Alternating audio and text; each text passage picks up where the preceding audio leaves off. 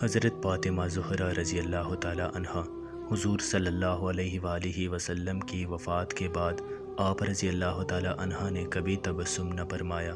حضور صلی اللہ علیہ وآلہ وسلم کے سب سے چھوٹی ساجزادی حضرت فاطمہ رضی اللہ تعالی عنہا کا لقب زہرا تھا۔ ابن جوزی نے لکھا ہے کہ بعثت سے 5 برس پہلے خانہ کعبہ کی تعمیر جب ہو رہی تھی، آپ رضی اللہ تعالی عنہا پیدا ہوئی۔ بعض روایتوں میں ہے کہ نبوت سے تقریباً 1 سال پیشتر پیدا ہوئی۔ حضرت فاطمہ رضی اللہ تعالی عنہا جب 18 سال 5 مہینے کی ہوئی تو ذی الحجہ 2 ہجری میں حضرت صلی اللہ علیہ وآلہ وسلم نے حضرت علی رضی اللہ تعالی عنہ کے ساتھ ان کا نکاح کر دی۔ روایت میں ہے کہ حضرت علی رضی اللہ تعالی عنہ نے جب درخواست کی تو آپ صلی اللہ علیہ وآلہ وسلم نے حضرت فاطمہ رضی اللہ تعالی عنہ کی مرضی دریافت کی۔ وہ چپ رہے، یہ ایک طرح کا اظہاری رضا تھا۔ آپ صلی اللہ علیہ وآلہ وسلم نے حضرت علی رضی اللہ تعالی عنہ سے پوچھا کہ تمہارے پاس مہر میں دینے کے لیے کیا ہے؟ بولے کچھ نہیں۔ آپ صلی اللہ علیہ وآلہ وسلم نے فرمایا اور وہ حتمیہ ذرہ کا کیا ہوئی؟ جنگ بدر میں ہاتھ آئی تھی۔ عرض کی وہ تو موجود ہے۔ آپ صلی اللہ علیہ وآلہ وسلم نے فرمایا بس وہ کافی ہے۔ حضرت عمر رضی اللہ تعالی عنہ نے حضرت عثمان رضی اللہ تعالی عنہ کے ہاتھ اس کو 480 درہم پر فروخت کیا اور قیمت لا کر حضرت صلی اللہ علیہ وآلہ وسلم کے سامنے ڈال دی۔ حضرت صلی اللہ علیہ وآلہ وسلم نے حضرت بلال رضی اللہ تعالی عنہ کو حکم دیا کہ بازار سے خوشبو لائے۔ کے سوا اور جو کچھ حضرت علی رضی اللہ تعالی عنہ کا سرمایہ تھا وہ ایک بیڑ کی کال اور ایک بوسیدہ یمنی چادر تھی۔ حضرت علی رضی اللہ تعالی عنہ نے یہ سب سرمایہ حضرت فاطمہ زہرا رضی اللہ تعالی عنہ کے نظر کر دیا۔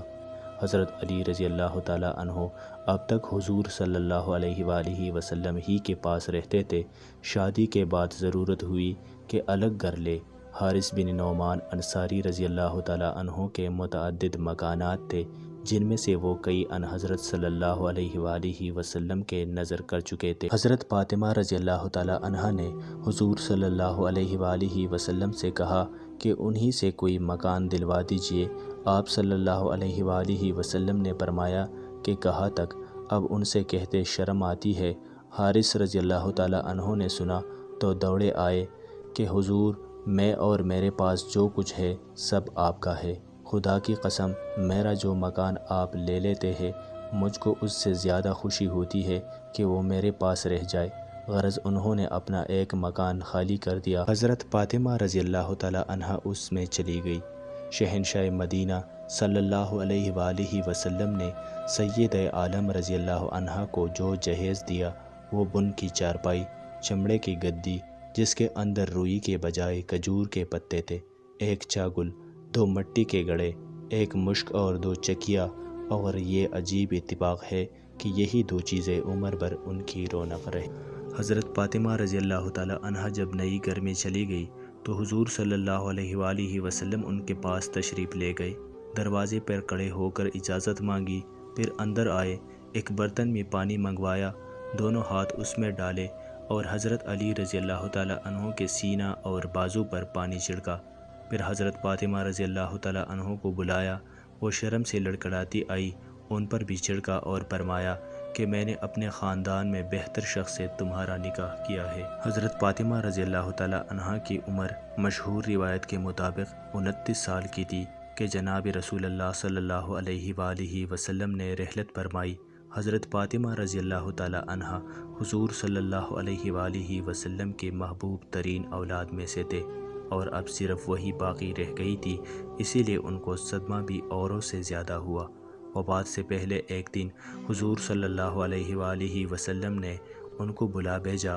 تشریف لائے تو ان سے کچھ کان میں باتیں کی، وہ رونے لگی، پھر بلا کر کچھ کان میں کہا تو ہنس پڑی۔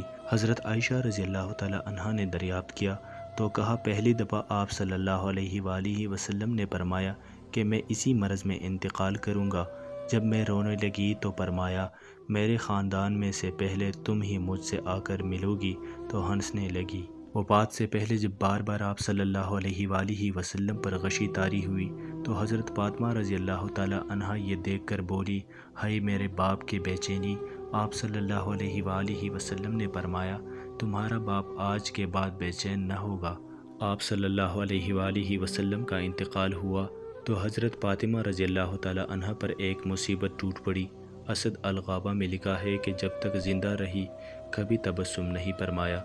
حضور صلی اللہ علیہ وآلہ وسلم کے انتقال کو 6 ماہ گزرے تھے کہ رمضان 11 ہجری میں حضرت فاطمہ رضی اللہ تعالی عنہا نے وفات پائی، اور حضور صلی اللہ علیہ وآلہ وسلم کی یہ پیشگوئی کہ میرے خاندان میں سب سے پہلے تم ہی مجھ سے آ کر ملو گی پوری ہوئی۔ یہ منگل کا دن تھا اور رمضان کی 3 تاریخ تھی۔ اس وقت ان کا سن 29 سال کا تھا۔ بعض روایتوں میں تاریخ وفات پر اختلاف پایا جاتا ہے۔ حضرت فاطمہ رضی اللہ تعالی عنہ کی تجہیز و تکفین میں خاص جدت کی گئی۔ عورتوں کے جنازہ پر جو آج کل پردہ لگانے کا دستور ہے، اس کی ابتدا انہی سے ہوئی۔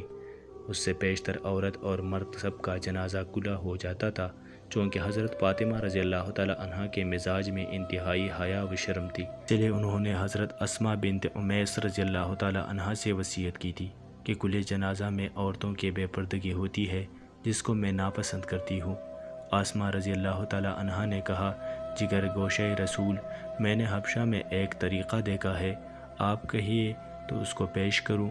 یہ کہہ کر خرمے کی چند شاخیں منگوائی اور ان پر کپڑا تانا، جس سے پردے کی صورت پیدا ہو گئی تھی۔ حضرت زینب رضی اللہ تعالی عنہ کا جنازہ بھی اسی طریقے سے اٹھایا گیا۔ حضرت فاطمہ رضی اللہ تعالی عنہ کی قبر کے متعلق سخت اختلافات ہیں۔ بعضوں کا خیال ہے کہ وہ بقیع میں حضرت امام حسن رضی اللہ تعالی عنہ کے مزار کے پاس مدفون ہوئی۔ ابن زبالہ نے یہی لکھا ہے، اور مورخ مسعودی نے بھی اس قسم کی تصریح کی ہے۔ مورخ موصوف نے 332 ہجری میں بقیع کی ایک قبر پر ایک کتبہ دیکھا تھا، جس میں لکھا تھا کہ یہ فاطمہ زہرا کی قبر ہے، لیکن طبقات کی متعدد روایتوں سے معلوم ہوتا ہے کہ وہ دار عقیل کے ایک گوشے میں مدفون ہوئی۔ حضرت فاطمہ رضی اللہ تعالی عنہ کی 5 اولادیں ہوئی: حسن، حسین، محسن، کلثوم، زینب رضی اللہ تعالی عنہ۔ محسن نے بچپن ہی میں انتقال کیا۔ حضرت زینب رضی اللہ تعالی عنہ، حضرت حسن رضی اللہ تعالی عنہ اور حضرت حسین رضی اللہ تعالی عنہ اور کلثوم رضی اللہ تعالی عنہ اہم واقعات کے لحاظ سے تاریخ میں مشہور ہے۔ ان حضرت صلی اللہ علیہ وآلہ وسلم کو ان سے نہایت محبت تھی، اور حضرت علی رضی اللہ تعالی عنہ اور حضرت فاطمہ رضی اللہ تعالی عنہ بھی ان کو بہت محبت رکھتے تھے۔ حضور صلی اللہ علیہ وآلہ وسلم کی صاحبزادیوں میں صرف فاطمہ رضی اللہ تعالی عنہ کو یہ شرف حاصل ہے کہ ان سے آپ صلی اللہ علیہ وآلہ وسلم کی نسل باقی رہی۔ جزاک اللہ خیرا، احسن الجزا۔